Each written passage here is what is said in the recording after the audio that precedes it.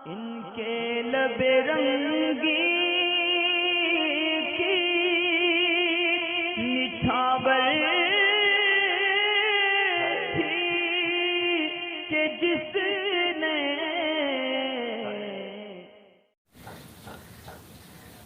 انیس علی ثقلینی یہ پوچھ رہے ہیں کہ کیا پیری مریدی کی شرعی حیثیت کیا ہے؟ اگر کسی کے مرید نہ ہوئے تو یہ کیسا ہے؟ اس مسئلے سے ریلیٹڈ کوئی بھی مسئلہ ہو تو بتائیں، اگر آپ ویڈیو مکمل بنا دیں تو بڑی مہربانی، کیونکہ میں آپ کی ویڈیو سیو کر لیتا ہوں اور بعد میں دیکھتا رہتا ہوں۔ جے پور سے انیس علی ثقلینی، آپ کے نام سے تو یہ لگ رہا ہے جیسے آپ شاہ ثقلین میاں صاحب سے مرید ہوں، بریلی شریف سے غالباً۔ پیری مریدی کی شرعی حیثیت یعنی ایک صحیح العقیدہ سنی مسلمان کہ جو کسی صحیح پیر کے ہاتھ پر بیعت بھی ہو گیا ہو اور ماشاءاللہ گھرانہ بھی سنی ہی رہا ہو، اور اس کے بعد اس کے ذہن میں ایسے سوال آئیں کہ ہم مرید کیوں ہوتے ہیں یا پیری مریدی کی شرعی حیثیت کیا ہے۔ ایک چیز قابل غور ہوتی ہے اس قسم کے سوال میں سائل کی بات نہیں کر رہا، ایک جنرل سی بات بتا رہا ہوں کہ اس قسم کے وسوسے جب لوگ پوچھتے ہیں نا کہ اس چیز کی شرعی حیثیت کیا ہے، کیا یہ کام کرنا چاہیے نہیں کرنا چاہیے، تو وہ ایسے جو اہل سنت کے اندر مستحب کام ہیں، جو جائز کام ہیں، سنت کام ہیں، جو ہمارے اولیاء اکرام سے ثابت بھی ہیں، ہمارے بزرگان دین سے ثابت بھی ہیں، اور تمام مسلمانوں کا ایسے کاموں پر جائز ہونے کا، باعث برکت ہونے کا اجماع بھی ہوتا ہے، تمام مسلمانوں کا عمل بھی ہوتا ہے، تو اکثر شیطان ایسے ہی کاموں میں وسوسے ڈالتا ہے کہ یہ جائز ہے یا نہیں۔ تو آدمی کو یہ سوچنا چاہیے کہ وہ اپنی زندگی میں خود بھی ایسے ہزاروں لاکھوں کام کر چکا ہوتا ہے اور کر رہا ہوتا ہے کہ جس کی شرعی حیثیت وہ آج تک نہیں پوچھتا۔ بہت سے ایسے کام ہیں جو اپنے نفع کے ہوتے ہیں،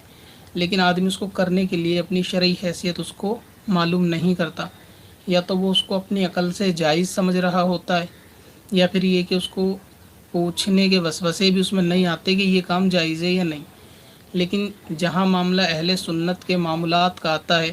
چاہے وہ اصال ثواب ہو، پیری مریدی ہو، تو شیطان یا اولاد شیطان مثلا وہابی وغیرہ، تو وہ وسوسے سنیوں کے دل میں ڈالتے ہیں کہ یہ جائز ہے یا نہیں۔ قرآن حدیث سے پھر لوگ اس کا ثبوت مانگتے ہیں کہ اس کی شرعی حیثیت کیا ہے، اور وہ لوگ جو اکثر پوری زندگی قرآن حدیث کے خلاف گزار رہے ہوتے ہیں، فسق و فجور میں گزار رہے ہوتے ہیں، پھر وہ لوگ شرعی حیثیت طلب کرتے ہیں کہ شرعی حیثیت کیا ہے، حالانکہ شرعی حیثیت کہتے کس کو ہیں، ان کو اس کا بھی صحیح علم نہیں ہوتا۔ تو اس قسم کے بھی بہت سارے سوالات آتے ہیں، یہ بھی ایک انہی میں سے سوال ہے کہ جو اس قسم کے زیادہ پوچھے جاتے ہیں کہ لوگ جو معلوم کرتے ہیں، اور جیسا کہ میں نے بتایا وہ بظاہر بھی باشرہ نہیں ہوتے، لیکن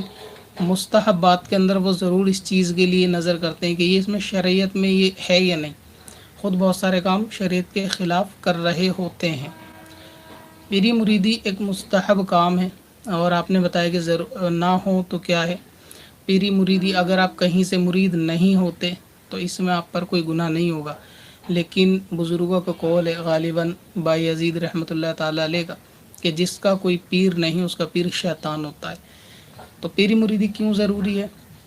اول تو یہ کہ آدمی کے ایمان کی، عقیدے کی حفاظت ہوتی ہے، روحانیت کی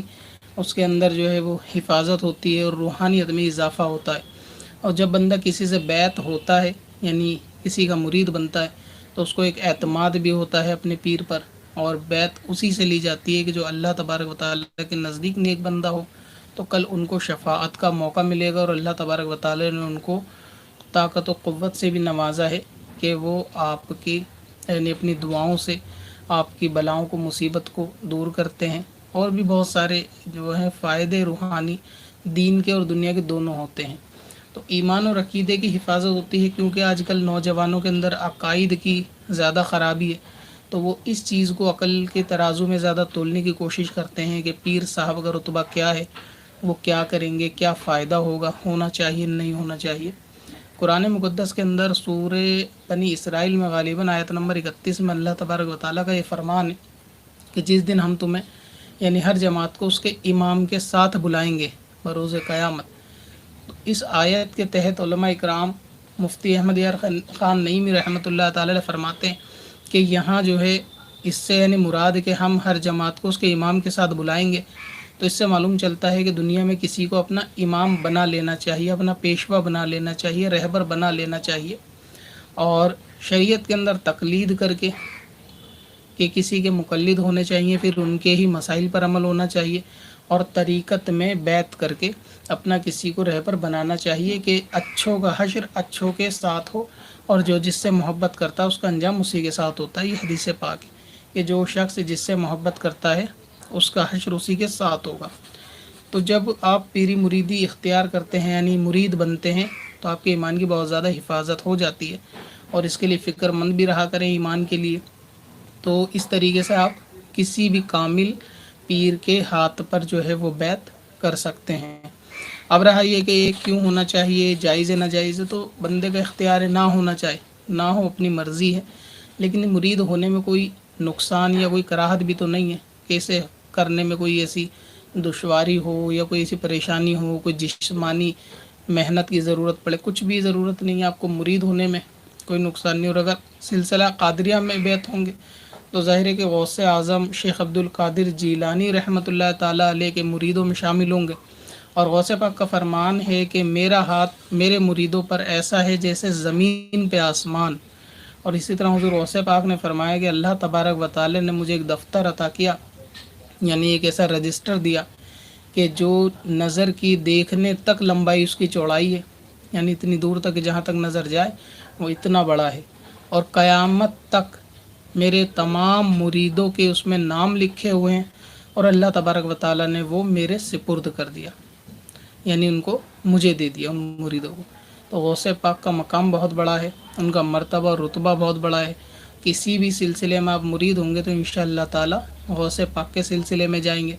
और गौसे पाक का ये फरमान भी है कि मेरा कोई मुरीद जो है वो बग़ैर तौबा किए मर नहीं सकता। तो इंशाअल्लाह तबारक व तआला के जब आप किसी सही अक़ीदा सुन्नी के हाथ पर बैत होंगे तो आपको मौत से पहले तौबा भी नसीब होगी, कलिमा भी नसीब होगा। और पीरी मुरीदी के जो फ़ायदे होते हैं ना, ये रूहानी फ़ायदे इतने पोशीदा होते हैं, छुपे हुए होते हैं कि इसका ज़ाहिर असर नज़र नहीं आता, लेकिन जो लोग कहीं मुरीद होते हैं तो कहीं ना कहीं इसका उनको फैज़ान मिल रहा होता है। मसलन ये कि गुनाह करके अपने गुनाहों पे नादिम होना, इसको भी आप कह सकते हैं कि अगर कामिल पीर के हाथ पे बैत है तो अल्लाह तबारक व तआला आपको गुनाह पर नदामत की तौफ़ीक भी देता है,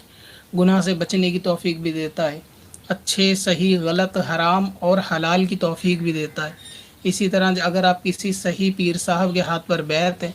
तो अल्लाह तबारक व तआला आपकी रूहानियत में इजाफ़ा करता है, इबादतों में भी आपकी लज्जत आती है, इबादत का दिल चाहता है, गुनाहों से बचने का दिल चाहता है, नेकियां करने का दिल चाहता है। तो इसका असर भी कहीं ना कहीं जो है वो अच्छों की सोहबत होती है, क्योंकि हर चीज़ जो है तासीर रखती है, तो वो चाहे दुनियावी एतबार से हो या दीनी एतबार से हो, तो हर चीज़ में तासीर होती है। जब आप किसी कामिल पीर के हाथ पे बैत होंगे तो ज़ाहिर है कि वो पीर साहब अगर नमाज के बाद दुआ करेंगे अल्लाह ताला मेरे तमाम मुरीदों को गुनाह से बचने की तौफ़ीक दे, तो अगर वो दुआ कबूल होती है, और क्योंकि पीर जो हैं वो नेक बख्त लोग ही होते हैं तो वो दुआ कबूल होती है, और आप उनके मुरीदों में हो तो अल्लाह तबारक व तआला ने अगर वो दुआ कबूल की तो आपको भी गुनाह से बचने की तौफ़ीक मिल जाएगी। इसी तरह अगर वो दुआ करेंगे अल्लाह ताला तमाम सुन्नी मुसलमानों को या ख़ास मेरे मुरीदों की तमाम जो परेशानी में मुब्तला उनकी परेशानी दूर कर, तो आप देखेंगे कि आप कहीं भी हों उससे फ़र्क नहीं पड़ेगा, लेकिन पीर साहब की दुआ अगर कबूल हुई तो अल्लाह तबारक व तआला के करम से आपकी परेशानी दूर रह कर भी हल हो जाएगी। और ऐसा होते भी हैं, बाज़ लोग जो मुरीद हैं जो अपने पीर साहब से अकीदत रखते हैं, उनको याद करते हैं, तो आप देखते हैं कि उनके काम जल्दी बनते हैं, और ऐसी जगह पर काम बनते हैं कि जहाँ दूसरों के काम बिगड़े हुए होते हैं वहाँ अल्लाह की रहमत से उनके काम बने हुए होते हैं। तो इसी तरह अगर आप किसी पीर साहब के मुरीद हो जाएंगे तो इसके अंदर फ़ायदे ही फ़ायदे हैं, दुनिया के भी, आखिरत के भी, ईमान के भी, कब्र के भी, हश्र के भी, और इसमें नुकसान कोई बज़ाहिर नहीं है। अगर आपकी नज़र में कोई नुकसान हो तो आप वो बता दें कि मुरीद होने का ये एक नुकसान है। मुरीद होने के बाद ना तो पीर साहब ये कहते हैं कि जी मेरे दर पे आपको हाज़री देनी ही है,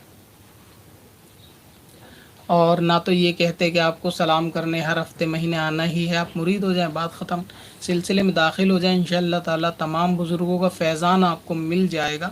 اور آپ کی دنیا آخرت بھی سنور جائے گی، اور انشاءاللہ تعالی توبہ کی توفیق ملے گی، موت کے وقت کلمہ بھی نصیب ہوگا، قبر میں حشر میں آپ کو جو ہے وہ سہولیت آسانیاں اللہ تبارک و تعالی کی رحم سے مل جائیں گی۔ پتھر میں حسن لالے پرنوار